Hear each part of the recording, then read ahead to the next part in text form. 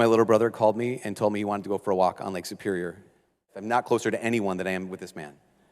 I had to tell you something. I'm like, okay, I'm gay. I was like, okay. And I mean, it's big news. He hadn't shared with anyone in his entire life. So I was like, well, you know I love you. He's like, yeah, I know. It's like, so I'm here for you. And he's like, yeah, I know.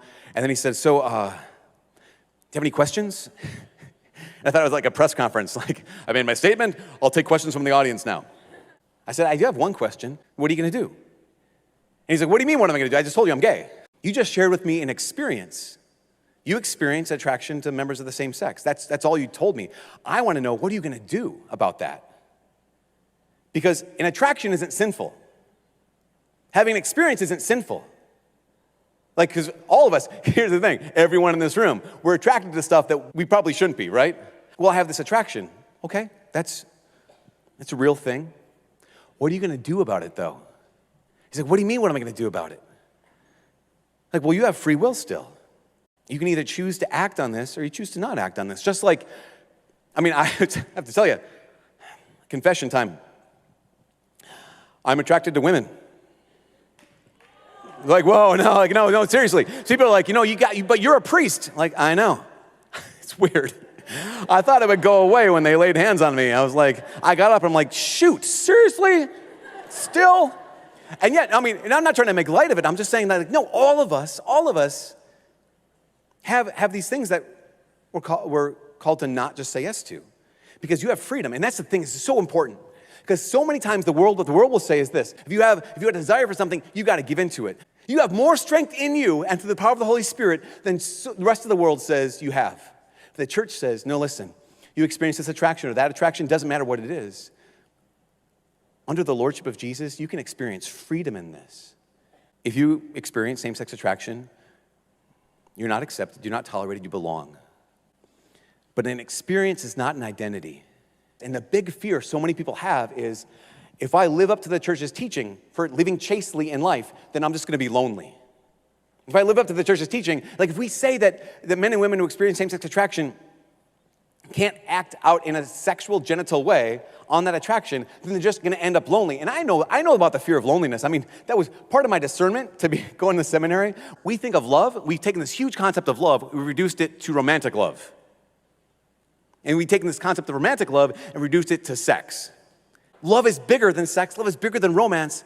In fact, the Greeks used to have 4 words for different kinds of love. And actually, eros, or romantic love, was the smallest, was the least kind of love. So living out the church's teaching doesn't leave someone lonely and desperate and desolate and abandoned.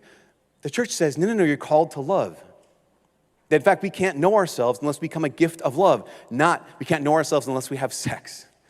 But everyone here is called to deep and profound friendship.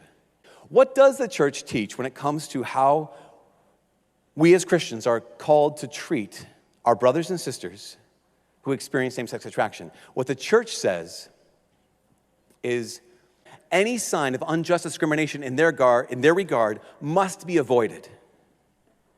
But they're called, like everyone else, they're called, all of us, not them, us, are called to unite whatever sufferings they experience in life, just like we all are, because it's not about them, it's about us, to the sufferings of Jesus, to achieve the heights of Christian perfection. What is a heterosexual's highest call? A heterosexual person's highest call is to be a saint. What is someone who experiences same-sex attraction? What's their highest call? The call in life is to be a saint. I know so many men and women who are Catholic, who are dedicated to Jesus Christ, who experience same-sex attraction, and they commit their lives. Like, no, I'm going to live chastely. I'm going to have as many great friendships as possible. I'm going to dive into prayer as deeply as possible. I'm going to serve and love people as deeply as possible. And they have these incredibly full lives and the incredibly transformed lives. These people, these men and women, are like, no, my experience is I'm same-sex attracted. I always have been. I don't know if it'll ever change. Doesn't matter, though, because what I can do is I know I'm called to love, called to friendship, called to chastity, called to be a saint. And I cannot wait for the day. I cannot wait for the day when the church canonizes the first known homosexual man or homosexual woman saint who dedicated their lives to living chastely in abundant love in the power of Jesus Christ. Because that will be an incredible day, When it'll be a message. And this amazing thing is this. The amazing thing is this. That person, that saint could be in this room. That saint could be in this room. Who maybe you always thought, no, I don't belong. I'm not part of this. I need to leave. No. No. You belong.